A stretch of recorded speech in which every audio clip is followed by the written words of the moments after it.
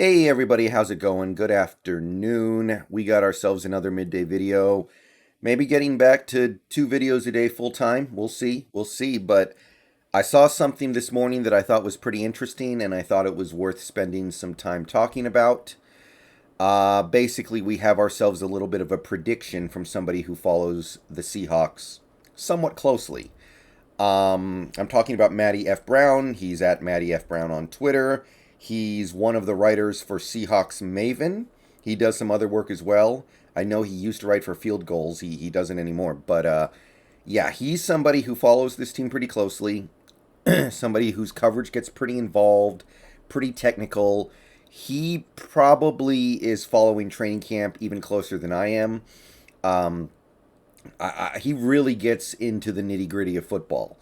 So when he has a starting lineup prediction for the Seahawks defense for 2021, I can safely assume that that projection is based off a lot of evidence that he's seen in training camp and just based off knowledge of what this team is trying to do. So earlier today, he tweeted out a projection of the Seahawks, their 2021 defense, and it's interesting. So I decided it'd be worth taking at least a little bit of time to talk about here. So here is the projection he posted on Twitter earlier today.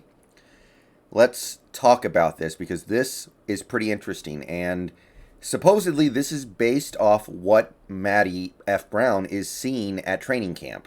It's not based off who's making the most money, not based off who has the best, draft pedigree. It's just who looks best and who is doing work in training camp. So it's a true meritocracy.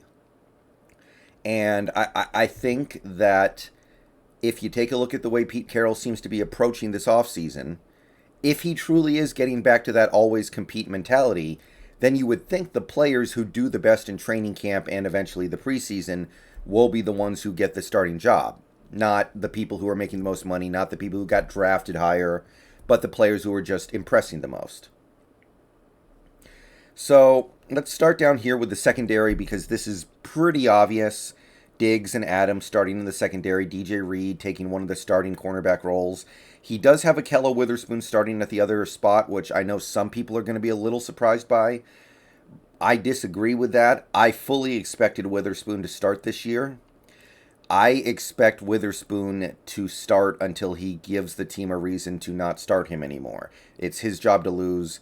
That's kind of what happened to him in San Francisco. He would be allowed to play and allowed to start until he started playing bad, and then they would pull him. Now, that happened a lot in Frisco, so hopefully it doesn't happen a lot here. But I fully expected him to be the starter at the beginning. He was going to have to do something to lose it. And he's had a really good camp so far, supposedly. So, yeah, I expected Witherspoon to start. Some people may be a little surprised by that. I'm personally not. Linebackers are similarly uninteresting. Bobby Wagner starting at Mike, duh. Jordan Brooks starting at Will, duh. I don't think this was worth too much time on. Of course, this projected starting defense is for specifically the setup where you use two linebackers. So I'm assuming the Sam projects to be Darrell Taylor, but this is actually kind of looking at the bare front because the Seahawks seem very likely to use their bare front quite a bit in 2021. I've discussed that bare front a little bit before. It's a very interesting defense, very interesting philosophy, and some very interesting things we can do with it this year. But the real interesting part of this tweet, this projection, is on the defensive line here. So he lists out 5 players because, again, this is kind of taking a look at that bare front. And it seems like Matty F Brown and some other people are kind of seeing what I'm starting to see, which is this defense has the personnel to run a lot of the kind of wide 9 bare front where you have 5 players lined up on the line of scrimmage. Last year we ran it a lot with KJ Wright in the Sam role, which is not ideal. This year, we actually have legitimate pass rushers at that spot. So, with that in mind, here's what Matty F Brown says about the defensive line projected based off training camp. All right, so TlVlO is Carlos Dunlap, which I think that's kind of a no-brainer. It would be silly to bring back Carlos Dunlap and not start him after how well he played last year. He's pretty clearly, as of right now, our best pass rusher from the defensive line. So that's kind of a no-brainer. 3 technique, he says Poona Ford. I mentioned yesterday that because there seemed to be a little bit of a lack of one techs on the Seahawks defense, that Poona might play more nose tackle this year. But according to Matty F Brown, Poona Ford seems to be working as a 3 tech so far. So I actually like that. I think Poona Ford's talents can be best utilized as a 3 tech. But he says Poona Ford is the 3 tech. Nose tackle, Al Woods. Kind of a no-brainer there. That's what he's here to do. But things get kind of interesting when he starts projecting things down here. And this is what really caught my eye and made me think I should talk about this for a minute.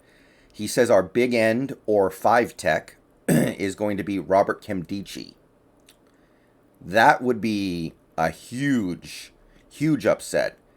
Kerry Hyder, LJ Collier, and Rasheem Green, all, in my estimation, projected to be above Nkemdiche as a 5 tech, which is one reason why I didn't think Nkemdiche was even going to make the 53-man. Matty F Brown says that based off training camp so far, Nkemdiche is not only going to make the 53-man, he's going to start, or at least have a starting role in one of our major defensive alignments. And then they have the Sam linebacker as Aldon Smith, which actually makes a pretty good amount of sense because the Sam linebacker in this defense lines up on the line of scrimmage, which is what Aldon Smith does. So it's not having him play in space that much. Maybe some, but not a whole heck of a lot. So it still definitely pushes Darrell Taylor to the side a little bit if Aldon Smith is truly that guy. And of course, we have to ask ourselves, is Aldon Smith really going to play this year? Obviously, if not, you would probably just throw Darrell Taylor out there instead. But they've been talking. Sorry, Windows. Keep quiet. Obviously, that kind of makes you wonder about Benson Mayowa and Alton Robinson because supposedly they've shown at least some ability to play the Sam linebacker. So if this is how it ends up breaking out, and again, I think there is a lot of reason to believe that Carroll is going to put an awful lot of his decision on who looks the best in camp. That's very interesting. And I have to give it to the team for doing something as unexpected and unlikely to matter as picking up Nkemdiche. When we picked him up, I did not think he would even make the team. Now he is playing so well, somebody who knows what they're talking about actually thinks he's going to start. Actually going to put Kerry Hyder as a backup, or at least in this alignment. So that's really interesting. I don't know if this is a strike against somebody like a Collier or a Rasheem Green or even Kerry Hyder, but that's something. And if this is indeed the alignment, let's explore the depth that this team has a little bit behind these guys. So if you go to our defensive depth chart, you can see that some of the players have been accounted for, but a lot of them haven't been. Presumably, Brian Monet would be a backup defensive tackle. I don't know if he's going to be a 1-tech or a 3-tech. I know he dropped a lot of weight, which makes me think 3-tech. But here's my question, and the central question I have right now is, who is our backup 1-tech? Because Al Woods is not going to be able to play 60 snaps a game. He probably shouldn't even be playing 40 snaps a game. He's a guy you definitely want to be careful with. So if Al Woods can only play maybe even 35 snaps a game, which is what I would feel comfortable with, who's the backup 1-tech? You got Kerry Hyder Jr. He becomes a backup Leo or big defensive end. Not exactly sure how we're going to use him, but what we heard from Ken Norton the other day was that he was actually going to play Leo and then play some 3-tech on passing downs. Now, you still got Darrell Taylor. You still got LJ Collier, who again, is supposedly practicing as a defensive tackle a lot, but that 3-tech spot's starting to get a little bit crowded, you know? So, not a ton of opportunities for LJ to get on the field unless he puts on even more weight and moves to 1-tech, which I don't want.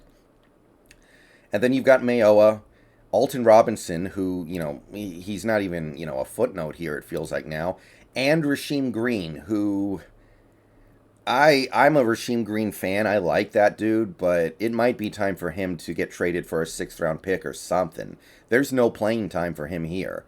That's kind of depending on what happens with Aldon Smith, if he can actually play. That's obviously depending on Nkemdiche actually being able to do this in an actual game situation. But it feels like Rasheem Green's time in Seattle could be coming to a close. So, pretty interesting stuff here. Not how I would have expected it to break out. I fully expected Kerry Hyder Jr. to start at big end, and I fully expected Darrell Taylor to take that Sam spot, and there wasn't going to be too much else to it.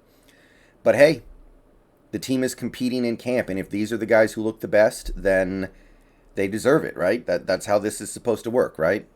This is a meritocracy. We're trying to win. We're not trying to field a team that makes the most dollar value. We're not trying to field a team that where everybody plays to their pay level. We're trying to assemble a team that wins the most games possible. So that was a pretty interesting projection from Matty F Brown, I think, and I wanted to take some time to talk about it. What do you think? Is Nkemdiche going to start for this defense? What about Aldon Smith? Is it actually happening? All right. I'm going to get out of here. Peace out. Go Hawks. Let me know what you think down below, and should be streaming a little later. See you guys.